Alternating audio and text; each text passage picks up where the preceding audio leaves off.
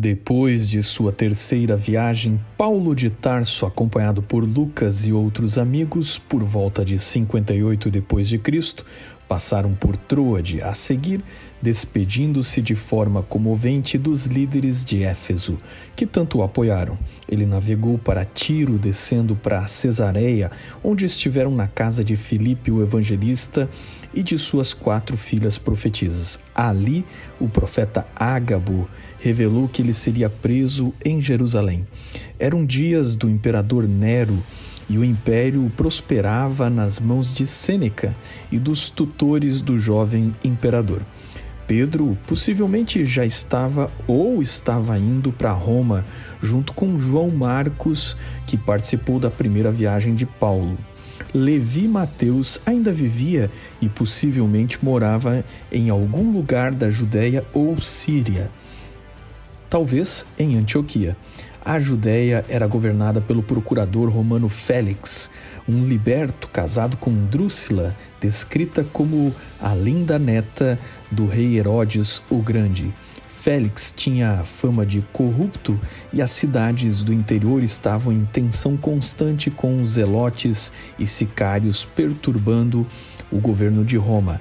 E em Cesareia, judeus reclamavam privilégios na cidade portuária por ter sido construída por Herodes, enquanto os sírios gentios negavam isso, dizendo que a cidade já existia antes das obras de Herodes o Grande. Em meio à delicada política explosiva da Judéia, Tiago, conhecido como o Justo, governava a igreja de judeus cristãos em Jerusalém. E neste episódio, vamos conhecer o que levou Paulo à prisão, indo de Jerusalém para Roma, e que escritos foram desenvolvidos no universo cristão paralelos a este acontecimento. Bem-vindos ao Observatório 7, onde contamos a história mundial de forma simultânea, conectada e interdisciplinar com 7 saberes, sendo eles a história, arqueologia, antropologia, ciência, filosofia, arte e teologia cristã. Inscreva-se para mais episódios e lembre-se que o vídeo a seguir, além de usar imagens meramente ilustrativas que desconsideram seu contexto original, é repleto de generalizações e simplificações baseadas na bibliografia abaixo do título. Antes deste episódio, visite os vídeos anteriores sobre a história dos apóstolos e o especial sobre como foram feitos os evangelhos, que você encontra aqui no nosso canal.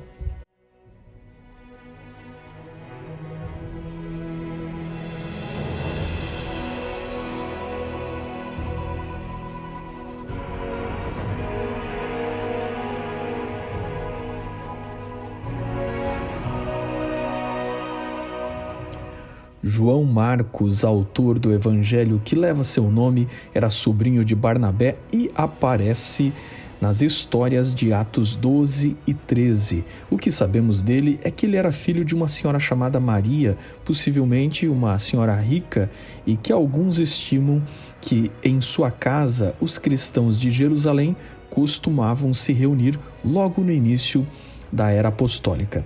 Há alguns que inclusive imaginam que esta casa teria sido o local da última ceia.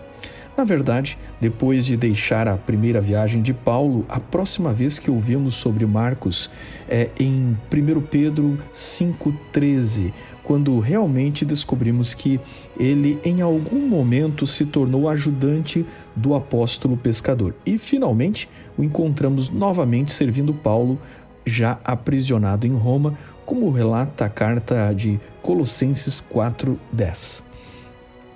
Este foi um lindo desfecho para a amizade de Paulo e Marcos. Os pais da igreja testemunharam que Marcos servia de intérprete de Pedro em Roma e, ouvindo Pedro, isso teria dado origem ao Evangelho de Marcos. No nosso vídeo sobre como foram feitos os evangelhos, avaliamos o debate se Marcos ou Mateus, qual destes foi o primeiro evangelho, ou se eles se basearam numa fonte anterior, comum a ambos, que os teólogos chamam de fonte Q. Mas, de fato, tendo partido de uma fonte comum, Sabemos que quase 90% de Marcos está reproduzido em Mateus e cerca de metade dele no Evangelho de Lucas. Marcos é um evangelho breve e rápido, com o pragmatismo voltado para o interesse da mente romana, cheio de palavras latinas que denunciam seu público-alvo. Entretanto, há mais palavras em aramaico, entregando a etnia oriental do seu autor. Provavelmente, enquanto Paulo vivia o final de sua terceira viagem missionária, cópias do Evangelho de Marcos já estavam se dispersando por todo o império. E neste momento, a forma grega do Evangelho de Mateus já estava sendo finalizada e copiada. Levi Mateus, o publicano, entre os 12 apóstolos, era testemunha ocular e, por suas habilidades, muito apropriado para produzir um relato escrito. Embora anônimo, o evangelho que chamamos de Mateus é o único que relata o episódio do pagamento da taxa do templo por Jesus, e distinguindo como um evangelho onde há vários números e se fazem registros muito precisos, como seria a mentalidade própria de um publicano. Papias e Irineu colocaram que o Evangelho de Mateus era o preferido nas igrejas da Síria, o que levanta a possibilidade de que foi escrito em Antioquia, quando esta metrópole se tornou o grande centro cristão do Oriente. Papias defendia a autoridade de Mateus, assim como Irineu, que disse que ele havia escrito em seu próprio dialeto, enquanto Paulo e Pedro pregavam em Roma. No final dos anos 50, enquanto em Roma e provavelmente na Síria, o norte da Judéia, eram escritos os 2 primeiros evangelhos, a equipe paulina, incluindo Lucas, chegou até a Judéia. Em Jerusalém, Paulo foi recebido com alegria por Tiago, o justo, líder da igreja em Jerusalém. Mas em Atos 21:17, deixa-se claro como Tiago administrava uma relação muito delicada entre cristãos locais, todos conversos do judaísmo, que tentavam não escandalizar os judeus que viam com certo horror que cristãos admitissem não-judeus como seus irmãos de fé e liberando-os da circuncisão.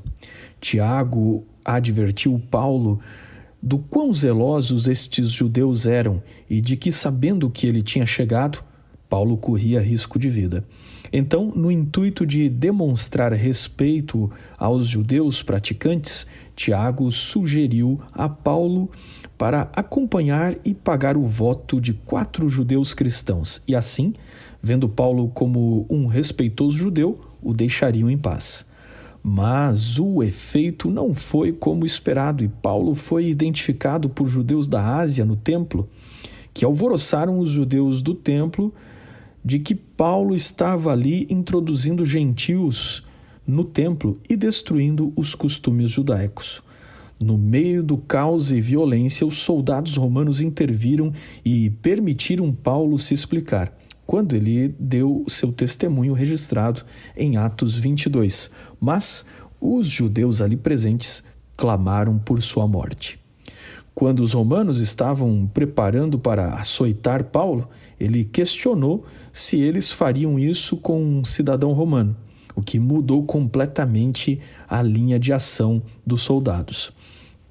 Em Atos 23, Paulo compareceu perante o Sinédrio para se explicar, mas Paulo, habilmente sabendo da controvérsia entre fariseus e saduceus sobre o tema da ressurreição, apresentou-se como um fariseu e dizendo que estava sendo incriminado por crer na ressurreição. A fala de Paulo imediatamente ganhou o apoio da ala dos fariseus e irrompeu um debate interno no Sinédrio que convenceu os romanos a transferir Paulo para Cesareia, onde 5 dias depois, o sumo sacerdote Ananias, com líderes judeus e um advogado chamado Tértulo, levaram uma acusação formal contra Paulo, imputando a ele promover tumulto entre comunidades judaicas em todo o mundo. Paulo apresentou sua defesa quanto a ser líder de uma seita de hereges, de que, na verdade, ele era da mesma religião do povo judeu.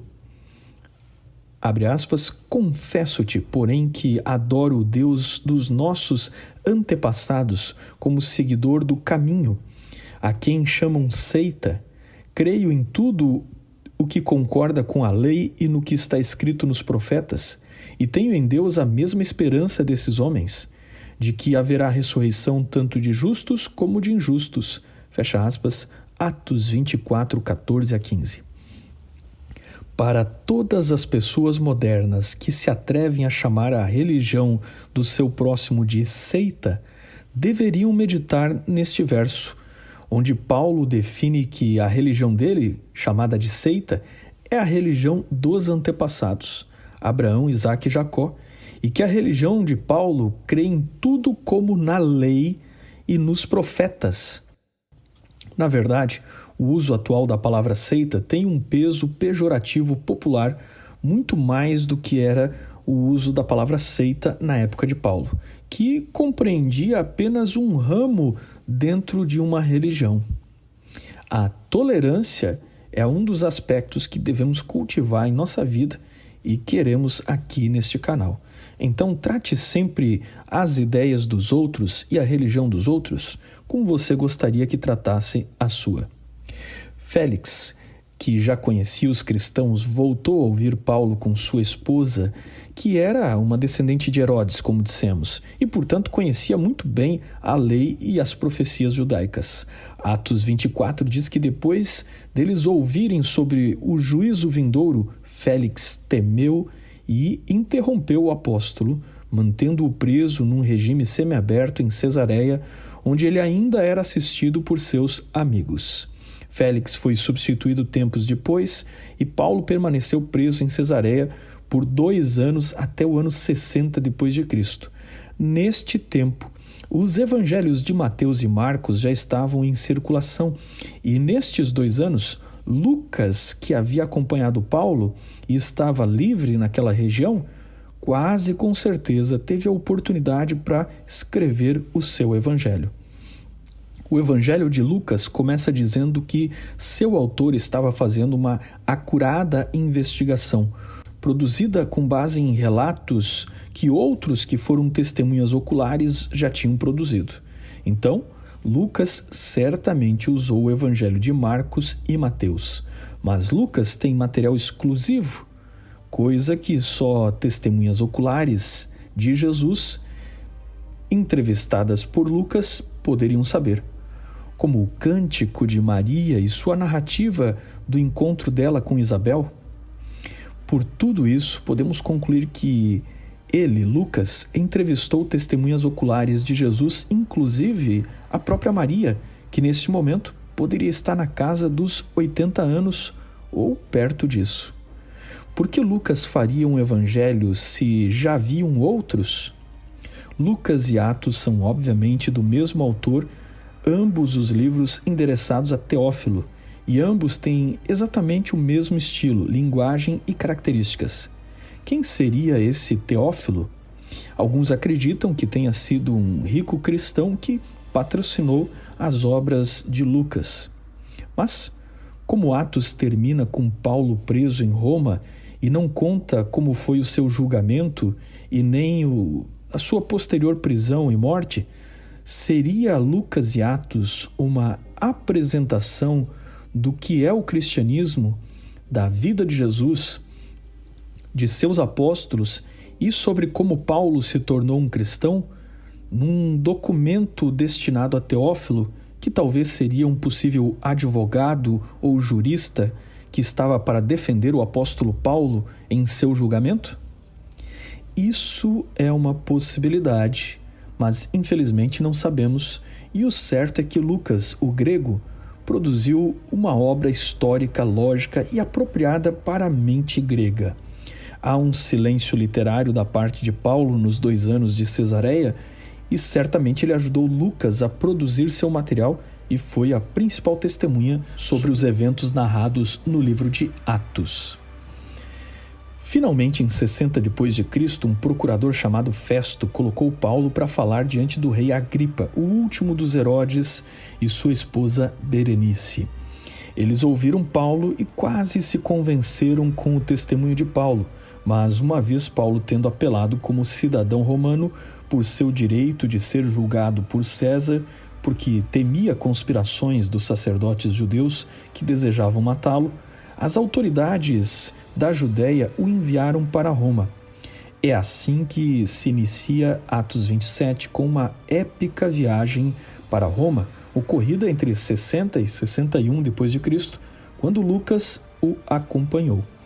Eles passaram por naufrágios, sobreviveram se abrigando na ilha de Malta e, depois de tantas aventuras e perigos, chegaram a Roma na época que Pedro estava nesta cidade, possivelmente quando já o idoso pescador compôs as suas cartas intituladas Primeira e Segunda Carta de Pedro.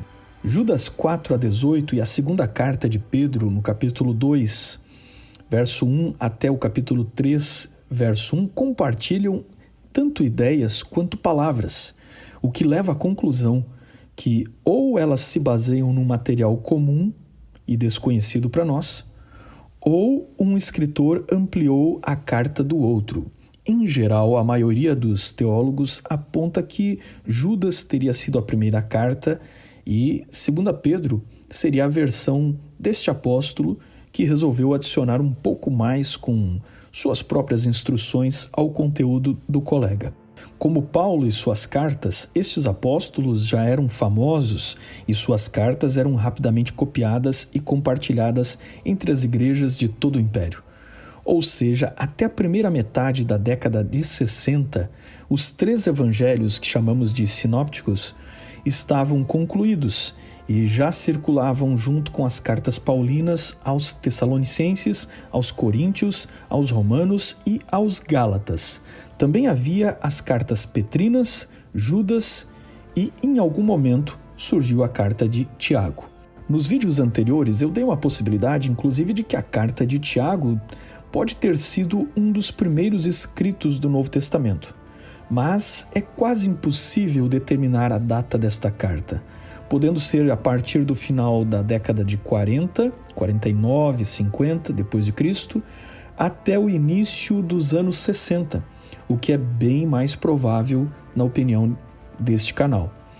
Haviam muitos Tiagos, sendo os 3 mais famosos Tiago, irmão de João, chamado de filho de Zebedeu, que foi martirizado em 44 d.C., e Tiago, que aparentemente é o outro Tiago dos apóstolos, chamado de Tiago, filho de Alfeu, e Tiago, que aparentemente é o mais velho dos irmãos e irmãs de Jesus. O longo debate que envolve a identidade e relação destes Tiagos não cabe aqui neste curto espaço.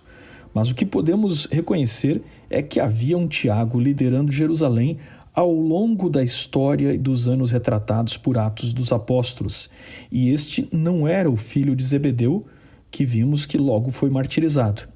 Este Tiago presidiu o concílio de Jerusalém em Atos 15 e Paulo lhe prestou relatórios em Atos 21.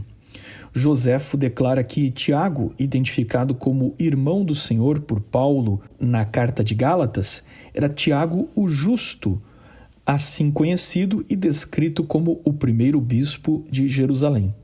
Alguns acreditam que o irmão de Jesus, por parte de José, seria o Tiago citado em 1 Coríntios 15, 7, e este encontro seria o relato da aparição de Jesus após a ressurreição aos seus familiares, onde este Tiago se converteu e recebeu instruções de Jesus. De fato, Paulo, em Gálatas 1,19, identifica que quando esteve em Jerusalém, encontrou com Tiago, que ele chama de irmão do Senhor. Então, apesar da carta de Tiago permanecer com autoria ainda indefinida, seu autor se identifica como Tiago, servo do Senhor. Ele não se identifica como um apóstolo, nem dá seu nome paterno, como era costume para distinguir os apóstolos, chamando de Tiago, filho de Zebedeu, ou de Tiago, filho de Alfeu. O uso do termo servo é uma humildade muito significativa para quem não queria impor a sua proximidade familiar natural com Jesus. E o autor se dá ao luxo de se identificar apenas como Tiago. e por isso supomos que o filho de Zebedeu já havia sido martirizado quando a carta foi escrita, e o paradeiro do outro Tiago, filho de Alfeu, dos apóstolos, já era desconhecido. Sendo que este Tiago, autor da carta, era tão famoso que não precisava se identificar por um sobrenome mais do que meramente por Tiago, esse Tiago é uma autoridade consolidada na comunidade cristã que, obviamente, todos conhecem e reconheceram como autoridade. Ainda podemos notar que a carta é imperativa, instrutiva, cheia de conselhos de alguém que é um líder reconhecido pela igreja. E o melhor candidato para isso, depois de 44 depois de Cristo, é o próprio Tiago, que liderou o Concílio de Jerusalém, que vimos ser aquele que Paulo identificou como irmão do Senhor. Finalmente, a carta de Judas passa pelo mesmo dilema de identidade, onde vários homens no Novo Testamento foram conhecidos por Judas, mas este Judas, o autor, achou suficiente identificar-se como irmão de Tiago. Logo, dois autores inspirados, tão famosos, e que fossem irmãos, sendo Tiago e Judas, não poderiam ser os apóstolos e se encaixam perfeitamente como Tiago e Judas, irmãos que estão sendo citados em Marcos 6, verso 3, e eram irmãos de Jesus. A carta de Tiago parece não fazer referência a cristãos gentios e apela para uma religião prática onde a fé é confirmada pelas obras. Isso nos faz situar seu contexto de composição lá na Judéia, onde o teor do texto bem escrito em grego mostra a fé em Cristo como resultado do judaísmo messiânico verdadeiro, enquanto Judas denuncia o juízo que virá sobre os libertinos, que, se dizendo cristãos, estavam pervertendo a igreja, e ele os desmascara. Notavelmente, caso Tiago e Judas sejam realmente irmãos, eles se parecem muito em sua teologia, com forte linguagem judaica, onde era muito importante viver na prática o que se professava. Conforme vimos no episódio passado sobre lei e graça nos escritos paulinos, em 2 Pedro 3,15, o apóstolo pescador fez uma advertência que pode ter sido exatamente nesta mesma época, depois do contato dele com Gálatas e Romanos, onde ele elogiou Paulo, o endossou, mas adverte que pessoas maldosas já estavam tirando os textos de Paulo do contexto. Se observarmos o tom que Judas e Tiago parecem combater quanto aos libertinos e pessoas que só professavam a fé da boca para fora, mas não viviam a religião na prática, é possível que depois das cartas de Romanos e Gálatas, Paulo estava sendo mal interpretado. Ao longo dos séculos, a cristandade tem debatido uma aparente contradição entre Paulo em Gálatas e Tiago, mas tomando por base a harmonia do Espírito Santo que inspirou os apóstolos. Aqueles que veem contradição são obviamente vítimas dos mestres enganadores repreendidos tanto pela carta de Judas ou pela citação em 2 Pedro 3,15 por Pedro. Para judeus como Paulo e Tiago, fé era um conceito tão concreto em sua mente semita quanto é para nós ocidentais descrever um objeto material qualquer. Faça uma busca para a palavra fé nas suas pesquisas da internet. E além de pessoas orando, você vai ver imagens de pessoas com os braços abertos para o céu e vai notar a dificuldade de ilustrar o que é a fé. Mas na mente semita, tudo era muito concreto e fé eram atos ao próximo, como por exemplo Raabe salvando os espias, ou como Abraão saindo de Ur em obediência a Deus.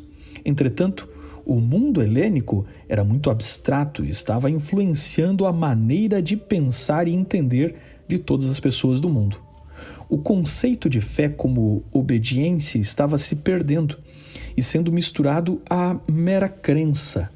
É neste contexto que Tiago emite lindos exemplos de fé prática, onde as obras não geram fé, mas elas são evidências de que alguém realmente tem fé. A religião de Tiago é a beleza do serviço cristão ao próximo. É somente por meio de interesse altruísta por aqueles que estão em necessidade de auxílio que damos uma demonstração prática das verdades do Evangelho.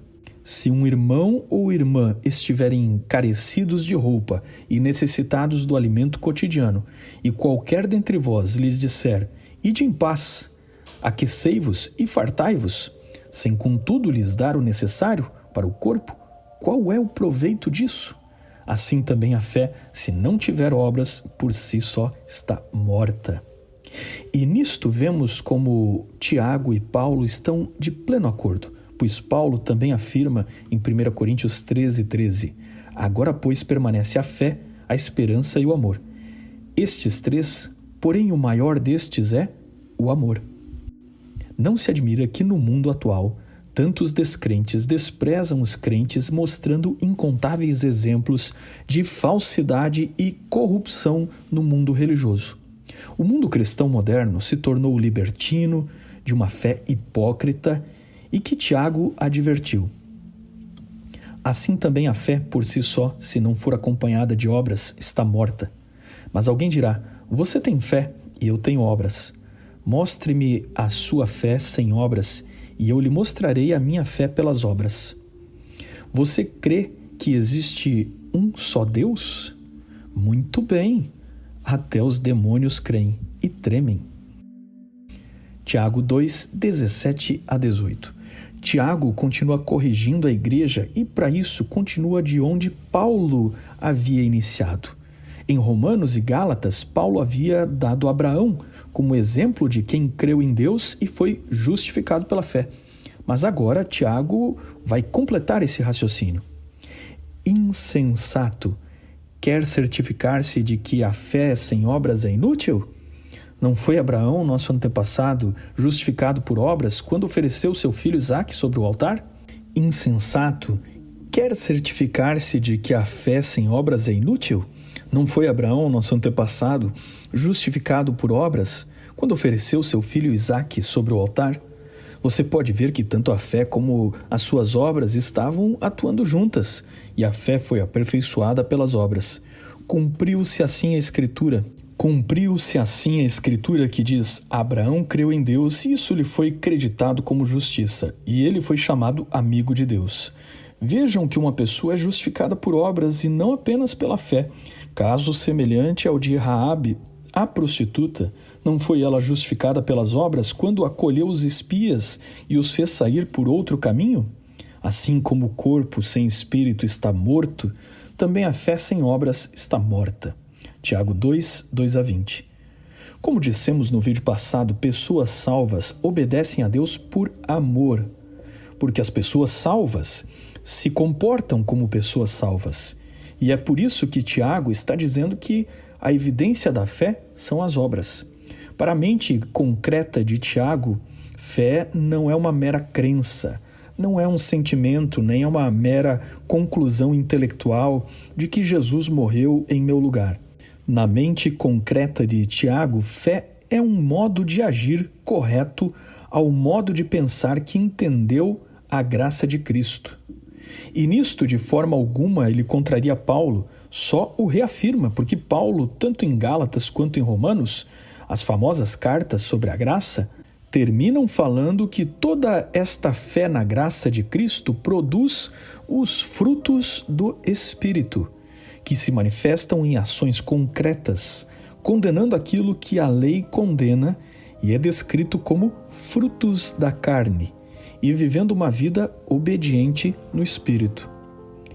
Gálatas 5, 18-26. Mas se vocês são guiados pelo Espírito, não estão debaixo da lei. Ora, as obras da carne são manifestas: imoralidade sexual, impureza e libertinagem, idolatria e feitiçaria, ódio, discórdia, ciúmes, ira, egoísmo, dissensões, facções, inveja, embriaguez, orgias e coisas semelhantes. Eu vos advirto, como antes já os adverti, que os que praticam essas coisas não herdarão o reino de Deus. Mas o fruto do Espírito é amor, alegria, paz, paciência, amabilidade, bondade, fidelidade, mansidão e domínio próprio. Contra essas coisas não há lei. Os que pertencem a Cristo Jesus crucificaram a carne, com as suas paixões e os seus desejos. Se vivemos pelo Espírito, andemos também pelo Espírito. Não sejamos presunçosos, provocando uns aos outros e tendo inveja uns dos outros. É muita presunção se dizer cristão e continuar vivendo de forma desobediente. E justamente é isso que Paulo, Tiago e Judas estão condenando. Paulo estava em Roma, preso, aguardando seu julgamento, mas recebendo livremente seus amigos. E é neste momento, durante o governo do imperador Nero em Roma, que ele escreveu as cartas que também entrariam para a Bíblia e seriam importantíssimas para organizar a crescente igreja cristã que já estava espalhada por todo o império.